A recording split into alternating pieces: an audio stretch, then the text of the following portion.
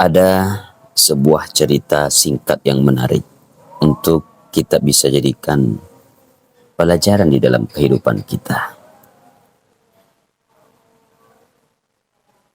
yaitu kisah tentang sepasang suami istri. Yang istrinya ini dalam ceritanya, dalam kisahnya adalah istri yang solehah, ditakdirkan memiliki suami yang jauh daripada Allah. Bahkan suaminya ini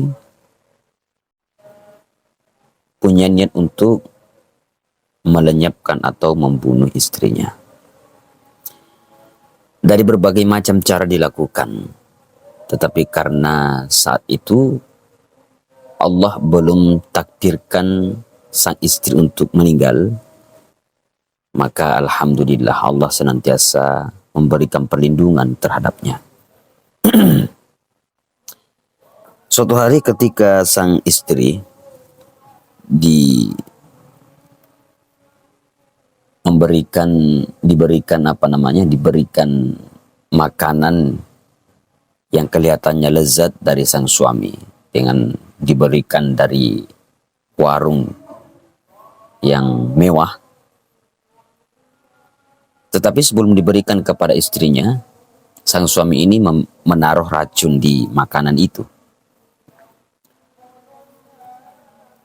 Karena sang istri ini selalu berprasangka baik, karena mencintai suaminya, betul-betul mencintai karena Allah. Dia taat kepada suaminya. Dia tidak peduli suaminya mau punya sikap dan sifat seperti apa.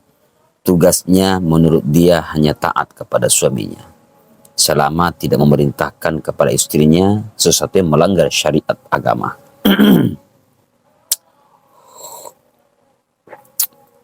Kemudian diberikanlah makanan itu kepada istrinya. Tetapi karena prasangka baik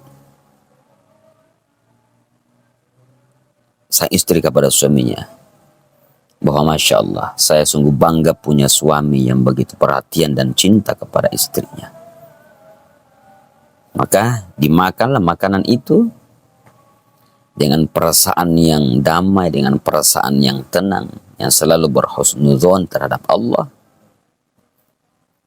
Maka dia dengan membaca bismillah, selesai makan tidak terjadi apa-apa. Maka suaminya ini kaget dan heran. Kenapa bisa racun yang saya masukkan ke dalam makanan itu tidak mempan, tidak berfungsi bagi istri saya ini. Kemudian beberapa hari kemudian dia membuat satu bungkusan berupa kado. Kemudian mencari ular yang paling berbisa di kampungnya, di tempatnya pada saat itu. Maka dimasukkanlah ular kobra yang paling berbisa ke dalam kotak itu, kemudian dibungkus dengan baik. Kemudian diberikan kepada istrinya dengan alasan bahwa ini adalah hadiah ulang tahun kita, sudah 1 tahun berumah tangga, menjadi suami istri.